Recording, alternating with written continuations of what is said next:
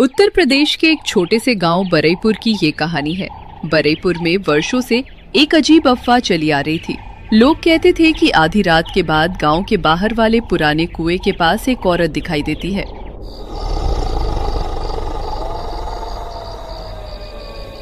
उसके सिर पर एक नहीं, दो नहीं, बल्कि 3 मिट्टी के मटके रखे होते हैं।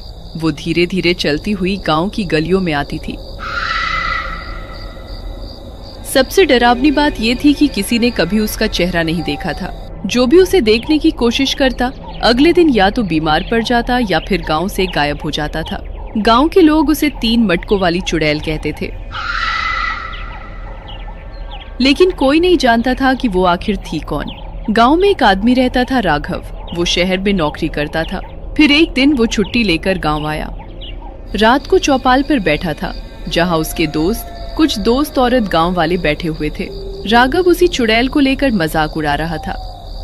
राघव, तुम शहर में रहते हो इसलिए इन बातों पर हंसते हो, लेकिन हमने अपनी आंखों से उस औरत को देखा है। वो रात को बिल्कुल चुपचाप चलती है, उसके कदमों की आवाज तक नहीं आती। सिर पर 3 मटके रखे होते हैं और वो हमेशा उसी पुराने कुएं की तरफ जाती है। देखो महेश, मैं ये नहीं कह रहा कि तुम झूठ बोल रहे हो, लेकिन हर रहस्य के पीछे कोई न कोई वजह होती है। हो सकता है कोई औरत हो, कोई तस्कर हो, कोई धोखा हो। बिना जांच किए किसी को चुड़ैल मान लेना समझदारी नहीं है।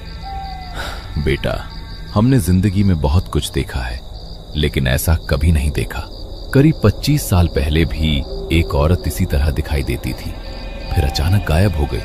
अब पिछले 6 महीनों से वही साया फिर दिखाई देने लगा है। सबसे अजीब बात यह है कि वो कभी किसी से बात नहीं करती, लेकिन जिस रात वो दिखती है, उसी रात गांव के किसी न किसी घर से कुछ न कुछ गायब हो जाता है। कभी अनाज, कभी गहने, कभी पैसे। राघव का माथा सिकुड़ गया। उसे लगा कि मामला सिर्फ भूत प्रेत का नहीं है, कुछ और भी चल रहा है। अगली रात राघव ने जांच करने का फैसला किया। महेश, नरेश और गोपाल भी उसके साथ जाने को तैयार हो गए। चारों रात 11 बजे गांव के बाहर वाले पुराने कुएं के पास छिप गए। चारों तरफ सन्नाटा था। हवा में अजीब सी ठंडक थी। रात के लगभग 12 बजे अचानक दूर से घुंघरुओं जैसी हल्की आवाज सुनाई दी।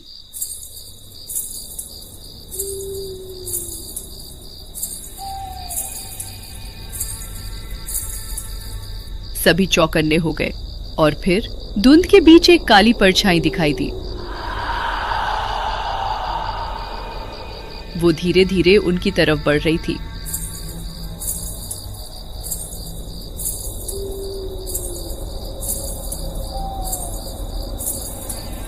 उसके सिर पर सचमुच 3 मटके रखे हुए थे। सबकी सांसें रुक गईं।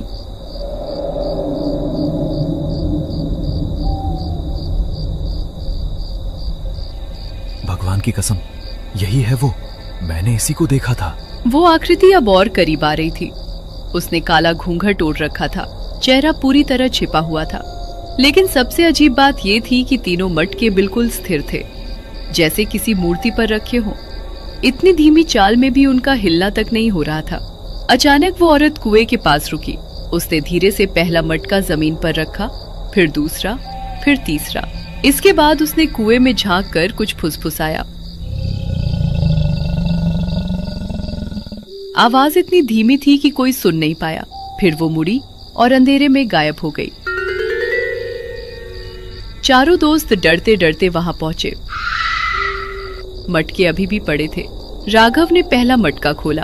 अंदर सिर्फ मिट्टी थी, दूसरे में सूखे पत्ते थे। लेकिन तीसरे मटके को खोलते ही सबके होश उड़ गए। अंदर कई पुराने चांदी के सिक्के और कुछ सोने के गहने थे। मैंने कहा था ना, ये इंसान का काम नहीं हो सकता। आखिर चुड़ैल गहने लेकर क्या करेगी? यही तो सवाल है। अगर वो चुड़ैल होती तो गहने क्यों इकट्ठा करती, और अगर इंसान है तो रात को ये नाटक क्यों करती है? उसने तय किया कि अगली रात फिर निगरानी करेंगे। अगले दिन गांव में खबर फैल गई कि मटकों में गहने मिले हैं, लेकिन किसी को ये नहीं बताया गया कि गहने कहाँ रखे गए हैं। राघव ने उन्हें सुरक्षित जगह छिपा दिया। उसे शक था कि असली खेल अभी बाकी है। दूसरी रात वे फिर कुएं के पास पहुंचे। इस बार राघव कैमरा भी साथ लाया था। रात 12 बजे फिर वही आकृति दिखाई दी। सिर पर 3 मटके,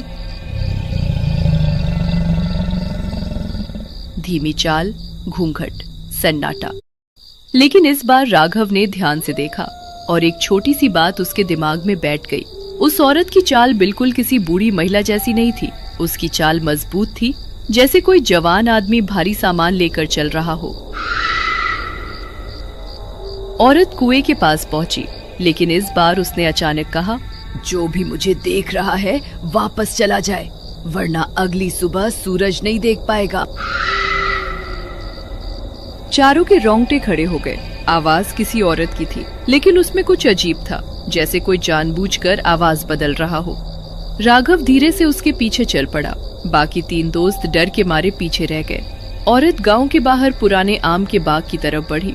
वो एक जर्जर हवेली के पीछे पहुंची, फिर अचानक गायब हो गई।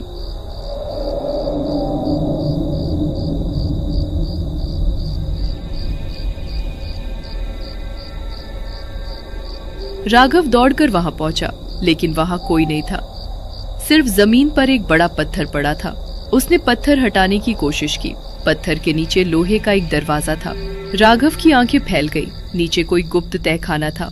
अगले दिन उसने ये बात सिर्फ दिनेश मास्टर और हरिदास काका को बताई। अगर तहखाना है तो मामला भूत का नहीं है, कोई न कोई अपराधी इसका इस्तेमाल कर रहा है। लेकिन सवाल ये है कि वो चुड़ैल का नाटक क्यों कर रहा है? क्योंकि डर सबसे बड़ा हथियार होता है। अगर लोग डर जाएं तो कोई जांच नहीं करता। उस रात 5 लोग तैयारी करके पहुंचे। उनके पास टॉर्च, कैमरा और मजबूत डंडे थे। आधी रात होते ही फिर वही चुड़ैल दिखाई दी, लेकिन इस बार जैसे ही वो तहखाने के पास पहुंची, रुक जाओ, आज तुम्हारा खेल खत्म हो गया, रुक जाओ। आकृति एक पल के लिए ठिठकी, फिर अचानक भागने लगी। सभी उसके पीछे दौड़े। कुछ देर की दौड़ के बाद महेश ने उसे पकड़ लिया। तीनों मटके नीचे गिरकर टूट गए और फिर घूंघट हट गया। सभी की आंखें फटी रह गई। वो कोई चुड़ैल नहीं थी, बल्कि गांव का ही पुराना सुनार भगत राम था। लेकिन तू तो 6 महीने पहले शहर चला गया था। हाँ, यही तो मैं चाहता था कि लोग समझें। मैं गया नहीं था, मैं यहीं था, इस तहखाने में। सभी लोग स्तब्ध रह गए, लेकिन कहानी अभी खत्म नहीं हुई थी। राघव ने पूछा, गांव वालों के घरों से चोरी हुए सामान का क्या? वो सब मैंने चुराया था। चुड़ैल की अफवाह मैंने ही फैलाई। लोग डरते रहे और मैं आराम से चोरी करता रहा। लेकिन तभी हरिदास काका का चेहरा पीला पड़ गया। उन्होंने कांपती आवाज में पूछा, तो 25 साल पहले वाली औरत कौन थी? भगत राम का चेहरा अचानक बदल गया। उसकी आंखों में डर उतर आया। पहली बार वो सचमुच घबराया। वही तो वजह है कि मैंने ये सब शुरू किया। 25 साल पहले मेरी माँ इसी गांव में रहती थी। लोग उसे डायन समझते थे, क्योंकि वो रात को सिर पर 3 मटके रखकर दूसरे गांव पानी बेचने जाती थी। एक रात कुछ लोगों ने उसे चुड़ैल समझकर मार डाला। मरने से पहले उसने कहा था कि एक दिन सच सामने आएगा। जब मैं बड़ा हुआ तो मुझे ये बात पता चली। मैं बदला लेना चाहता था। मैंने चुड़ैल की कहानी को फिर जिंदा किया, ताकि गांव वाले डरें और समझें कि अफवाहें कितनी खतरनाक होती हैं। लेकिन धीरे धीरे लालच बढ़ गया। मैंने चोरी शुरू कर दी। सभी लोग चुप थे। ऐसा लग रहा था कि रहस्य खत्म हो गया। लेकिन तभी तहखाने के अंदर से अचानक किसी औरत की आवाज आई, भगत राम, भगत राम। आवाज बिल्कुल साफ थी। भगत राम, अब चलने का समय आ गया है। भगत राम का चेहरा सफेद पड़ गया।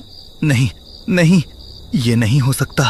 तहखाने के अंदर से ठंडी हवा का तेज झोंका निकला और फिर सभी ने देखा, तहखाने के अंधेरे में एक धुंधली आकृति खड़ी थी, सिर पर 3 मटके। इस बार वो भगत राम नहीं था। सभी के सामने खड़ी आकृति धीरे धीरे आगे बढ़ी। भगत राम डर के मारे चीख पड़ा, नहीं, ये नहीं हो सकता, नहीं। अगले ही पल तेज हवा चली। कुछ सेकंड बाद जब रोशनी वापस आई तो वो आकृति गायब थी, लेकिन भगत राम जमीन पर बेहोश पड़ा था। उसे अस्पताल ले जाया गया। होश आने पर उसने सारी चोरी कबूल कर ली। गांव वालों का सामान वापस मिल गया। उसे जेल हो गई। लेकिन आज तक कोई नहीं जान पाया कि उस रात तहखाने में दिखाई देने वाली आकृति कौन थी। क्या वो सचमुच भगत राम की माँ की आत्मा थी? बरईपुर के लोग आज भी उस पुराने कुएं के पास रात में नहीं जाते, क्योंकि कई लोगों का दावा है कि अमावस्या की रात धुंध के बीच एक औरत दिखाई देती है, जिसके सिर पर अब भी 3 मटके रखे होते हैं और वो किसी को नुकसान नहीं पहुंचाती, बस चुपचाप पुराने कुएं के पास खड़ी होकर जैसे किसी का इंतजार करती रहती है।